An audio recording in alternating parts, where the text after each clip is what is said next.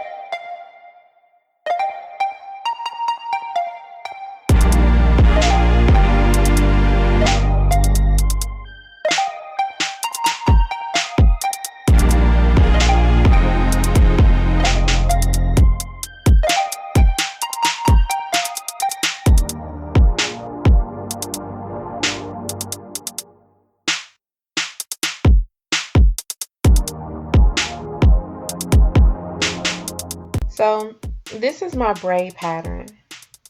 I started going around, and then toward the middle I just braided straight back, and then I crocheted the ends of the hair into one of the braids. So for the installment of the back of her head, I'm taking small strands and just adding them throughout her hair. As you can see, each strand has a big space in between them. I've always stressed how you do not have to pack the hair in. As you guys can see, as I'm going up each cornrow, just like I explained in the last tutorial, I will install a strand on the right side of the cornrow, and then I'll go through and install a strand a little higher on the left side, and then a little higher on the right side again, and then a little higher on the left side until the whole cornrow is completed.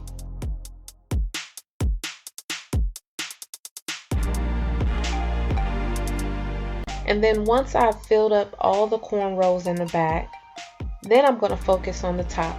As you guys can see, I'm installing micro braids on the top of her head. I believe I did this style back in 2012, and I wanted to just update the tutorial because that tutorial is ancient and I believe it got copyrighted, so I had to take the voiceover out. So I just wanted to give you guys an updated version. I have so many tutorials, and I'll add a few links down below in my description box where I'm explaining exactly how I install neat box braids. So if you guys would like to check that out, please go ahead and do so. Get my views up.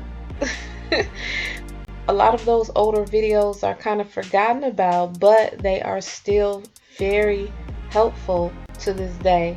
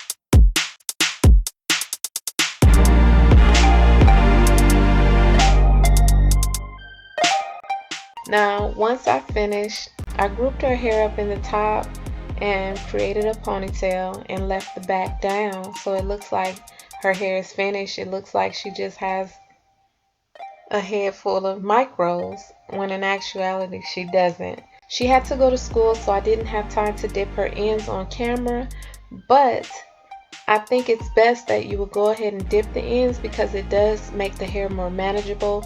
So I hope this video has been helpful for you guys, and if it has, click that thumbs up button and share this video with a friend. Comment down below, let me know how I did. Also, if you decide to recreate this style, please tag me in your photos. I would love to see your work. Thank you so much for watching my videos. Thank you so much for your love and support on my channel. It means so much to me. And until the next video, you guys be blessed. Bye.